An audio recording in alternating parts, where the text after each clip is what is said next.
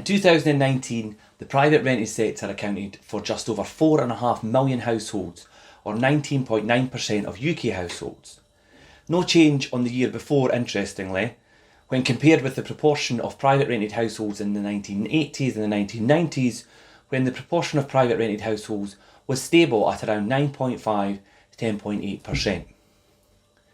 Now, most of that growth in the private rented sector came from three main spurts, and the first growth spurt was between 1999 and 2003, and this was caused when the property values were increasing at 20% per annum. The second came from the migration of 1.69 million people from UE8 countries after 2004.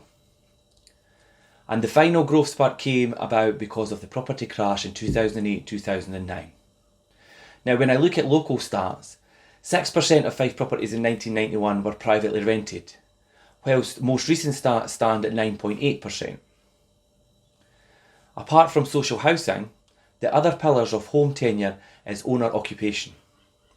Owner occupation is made up of two separate groups: outright owners and those who own their home yet are buying the property with a mortgage. In 1991, 16.8% of Fife households owned their property outright, and 39% of Fife households were buying with a mortgage, whilst current stats show 29.4% of Fife households are outright owners and only 35% are buying their Fife home with a mortgage. Looking at these numbers, two things are clear.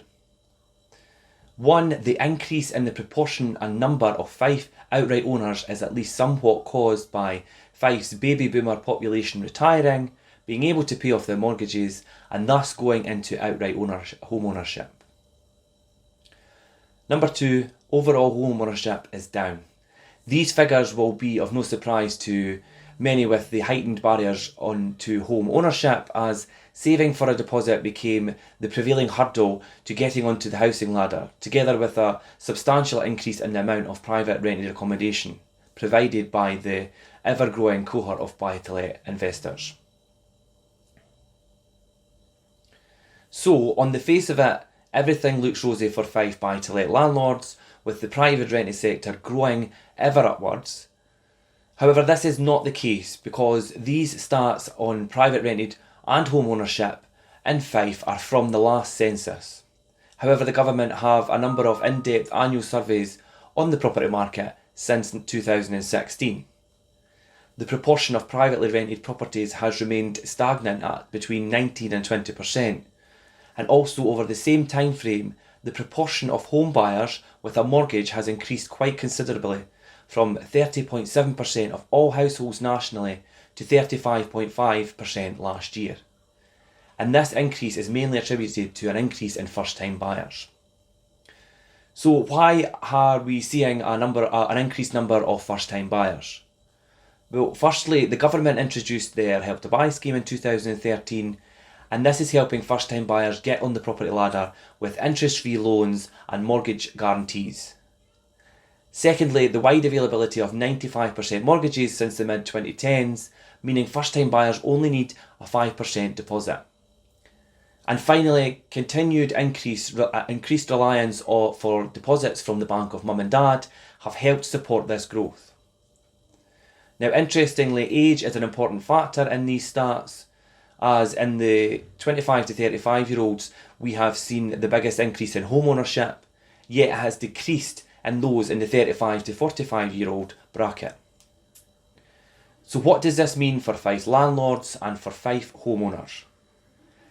In the next 6 months, I believe the growth in first-time buyer numbers will ease slightly, and the pent-up demand of the Boris bounce in January and February has now been released, and whilst the early signs are very good, we are still to see the effects of the curtailing of the furlough scheme on people's ability to move home. Now, many doom mongers were predicting that banks would remove the 95% mortgages after COVID-19, yet looking at well-known comparison websites, there are around 183 95% mortgages available to first-time buyers, with eye-wateringly low rates of 1.5% with the Halifax on a 2-year fixed rate and 5-year fixed rate with Skipton at 1.8%. The bank of mum and dad might be a tougher nut to crack for the first time buyer deposits. The fall in the FTSE and the repercussions this will have on older households and pension incomes may restrict this availability. This means even though the Fife property market is doing reasonably well, Fife homeowners wanting to sell shouldn't get carried away and over-egg their asking prices. The information available today at all buyers' fingertips means your property can easily be overlooked as being overpriced and thus becoming ignored. My advice to Fife landlords is, even though the proportion of privately rented properties isn't growing, in real numbers it is, as we created 230,000 residential homes in the country in the last year, seeing a mass exodus of the private renting. Yet now might be the time to consider spending money on upgrading what you already own instead of buying other property. And depending on the type of location of your Fife rental property, the return on investment of certain upgrades can be in the order of up to 20 to 30% per annum. So don't fall into the trap many landlords fall into and upgrade without speaking to a property professional. Whether you are a client or not, I am always here at the end of the phone to give you my advice and my opinion. Please do let me know your thoughts on this matter, and I will be more than happy to give you advice and assistance. Until next time, I'm Richard Cook for Fife Properties TV.